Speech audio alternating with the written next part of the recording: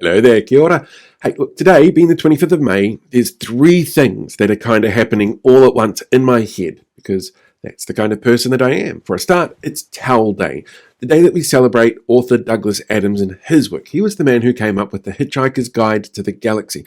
And the story of how we ended up with that as it is today is fascinating and weird and sort of all over the place, and it's given us a few pop culture moments like always having a towel or Babelfish. Do you remember the website Babelfish that used to do translations for you? That was named after something from Douglas Adams as well, the fish that you put in your ear that translated what everybody was saying. And even the number 42, meaning the everything, life, universe, everything, down to number 42. That kind of stuff all comes from Douglas Adams.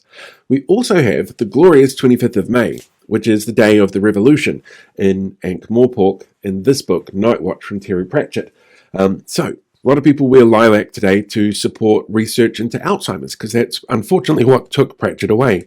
And if you wanted a British science fiction fantasy author who wasn't a complete turf and absolute horrible shithead, Terry Pratchett is a great person to read if you haven't done so already. His stuff is absolutely brilliant. But there's also a third thing happening today that's really, really important here in Aotearoa, if you haven't done so already.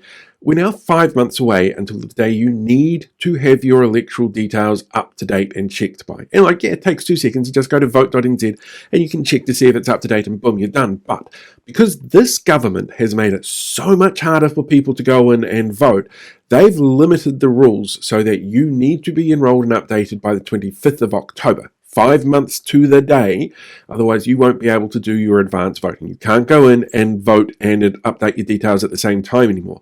The Electoral Commission estimates that's going to, I think it's about 55,000 people that it's going to impact. That's huge. That's a huge number of people that the government is deliberately trying to stop from get out there and having their say. So please head to vote.nz today. Do it wearing a towel.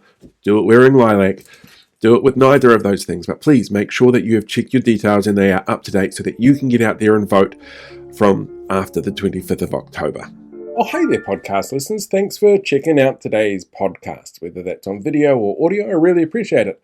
And I did finally get around to doing a podcast end tag, which I've been meaning to do for a while instead of just taking you onto the Facebook version. So while you're here, why not hit that subscribe button so that you can get updates coming in directly every time there's a new episode uploaded.